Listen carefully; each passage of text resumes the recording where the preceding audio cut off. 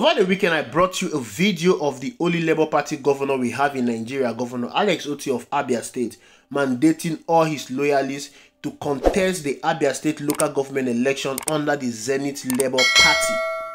I told you the reason why he did that because currently the Labour Party is engulfed in leadership crisis, and which the crisis is being disputed in court. And you all know what's going to happen whenever an issue is being taken to court. It can go either of ways. Alex Otti did not want to be caught in the crossfire of the leadership issues in the Labour Party. Hence, they need to mandate his loyalists to contest the election under Zenit Labour Party. Where the election was conducted and the Zenit Labour Party was victorious as they cleared 15 out of the 17 LGA seats in Abia State. The 2 other LGA seats was cleared by the YPP, the Young People's Party in Abia State. Labour Party, who has a governor in Abia State, did not win a single LGA seat in Abia State. This is a very smart move from Governor Alex Otti, and he's simply telling Julius Abure that leadership is not position, leadership is influence. You claim to be the leader of the Labour Party, show working, but you cannot show working. So it's all obvious that whatever leadership position that Abure is occupying is very useless. All he cares about is the money. This is the same thing that happened in Rivers State when PDP was having all their political crisis. Governor Fubara of Rivers State asked all his loyalists to contest the local government election under All People's Party APP, and they emerged victorious. This simply shows that there's a new trend in our political terrain as our politicians are becoming more and more wiser, and they will no longer allow themselves to be held ransom by their political parties. I mean, you have someone that is a Labour Party governor who was voted by the people. The people went on the day of the election to cast their vote for the Labour Party.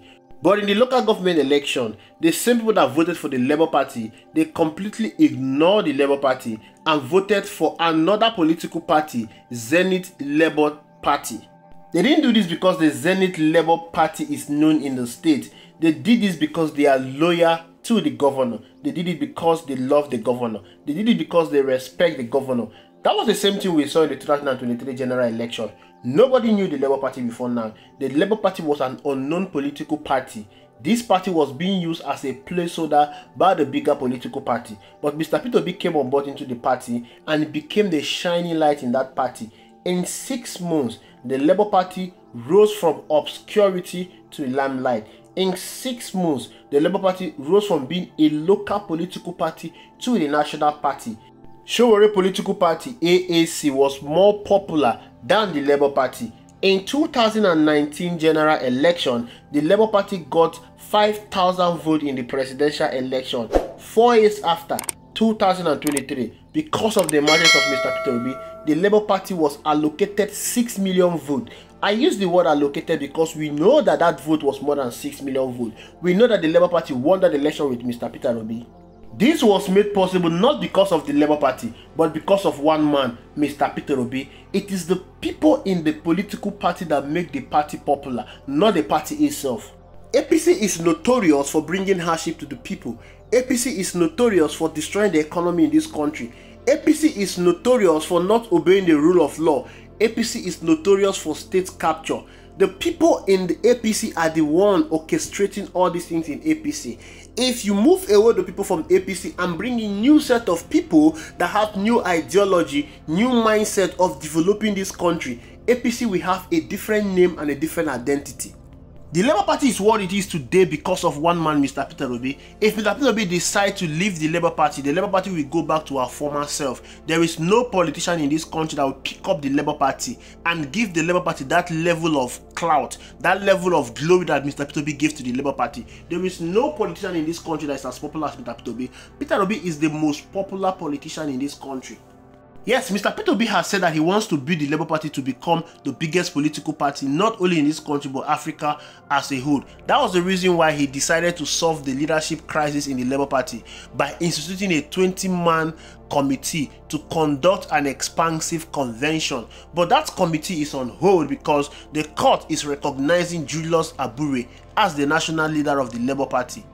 Remember, the convention that produced Julius Abure as the national leader of the Labour Party is an illegal convention. Therefore, the 20-man committee that was instituted by Mr. P2B, they've said that they are going to appeal that judgment. But the event that just played out in Abia State for the people voting out an unknown political party ahead of the Labour Party that won the gubernatorial election in Abia State shows that Mr. P2B can still move in any political party today and will gain the same relevance he gained in 2023. He can move into a new political party, or he can decide to create a new political party. Whatever Mr. P2B chooses to do is left for him. All I know is that I trust his judgment, I trust his leadership, and I followed him wherever he goes.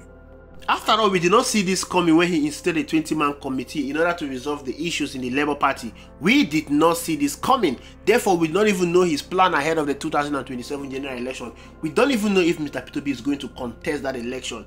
But from his body movement, from what he has been doing so far, I can tell you that P2B is going to surprise Nigerians in 2027.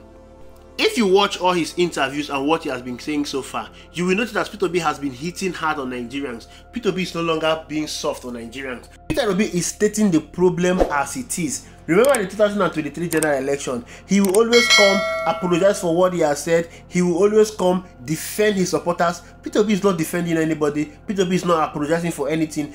P2B don't want to be politically correct anymore. P2B is stating the hard fact.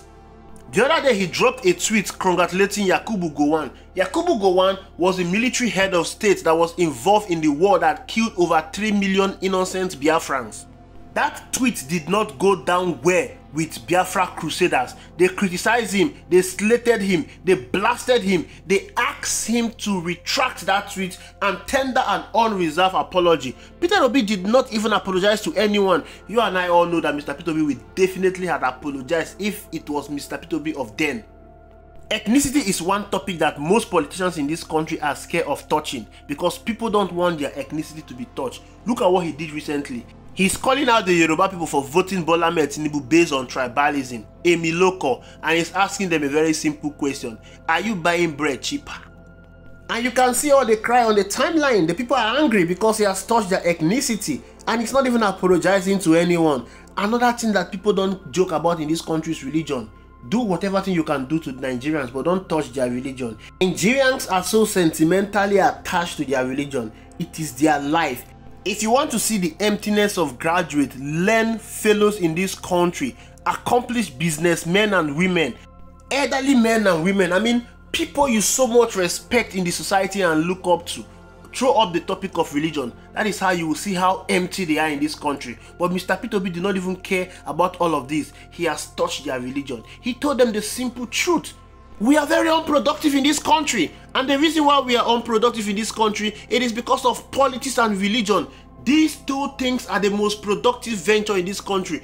People don't want to engage themselves in productive venture anymore because of politics and religion. They spend all their time in prayer houses. They spend all their time in night vigils. And Mr. P2B is saying, I want to turn these night vigils into night shift, and they are crying. Is Mr. P2B saying the wrong thing? Absolutely no, he's saying the right thing. A country of 218 million persons having a GDP per capita of below 2,000 naira is to show you that we are unproductive.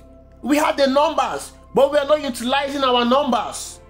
Rather than engaging ourselves in productive venture, we rather sit down praying for God to come and do what we ought to hold our government accountable for, because our government has failed us, and the presidency is simply confirming what Mr. P2B has said because they've declared nationwide prayer to revive the economy. They are telling Mr. P2B, you're right, and we are going to show you that Nigerians are real mumu. They are going to pray to revive the economy. Prayer will not revive your economy. What will revive your economy is economic activities, productive venture. You have to move from consumption to production. We consume too many things in this country without producing anything, and that is the reason why we are where we are today. So P2B is not that man that you all held to ransom in 2023. That same man you all bullied. Whenever he says something, you will go and complain. He will come and apologize. You will threaten him with vote. Mr. P2B has seen that he's an asset. Mr. P2B has seen that he's the only one that has the solution to the problem in this country. Mr. P2B has seen that you all need him more than he needs you. Mr. P2B knows that if you want to come out from this economic crisis that we are experiencing in Nigeria today, you need to vote him into power. Mr. P2B knows that you are hungry. Mr. P2B knows that your purchasing power has reduced. Mr. P2B knows that you are suffering. Mr. P2B knows that there is no law in the land anymore. Look at kids were being incarcerated. If you want things to change, you need to vote Mr. P2B. We are talking about someone that lost the presidential election, but he has been going about donating his hard-earned personal money that is worth millions of naira. Mr. P2B is not hungry. You are the one that is hungry. Mr. P2B is not poor. You are the one that is poor. Mr. P2B is not living in insecurity. He has mobile policemen. He has DSS protecting him. Mr. P2B has business venture in Nigeria and in abroad. He doesn't need you. You need him more. If you want to get angry and say that you will not vote for him, go away with your vote. He doesn't care about your vote anymore. The people in the north threatened him that they were not going to vote for him, and most of them did not vote for him. They voted for Bola Ahmed Tinubu. What did Bola Ahmed Tinubu serve them? Renew shege, renew poverty. Bola Ahmed Tinubu incarcerated their kids, their minors for 3 months. The people in the southwest said that, we will not vote for you. We vote for our brother, Emi Loko. They voted for Bola Ahmed Tinubu. They were the ones that cried the most. Their fathers and their mothers were being flogged because they were begging for rice. They were crying in the market space, we are hungry. To the president, Mr. Peter Obi does not need any of you. You all need Mr. Peter Obi. If you want to continue in the pain that you have plunged yourself into, continue voting for bad leaders that do not mean well for you. If you want to come out from this quagmire that you have plunged yourself into, vote Mr. Peter Obi. Peter Obi is your only hope. Peter Obi is your only solution. Thank you for watching. I will see you in the next video.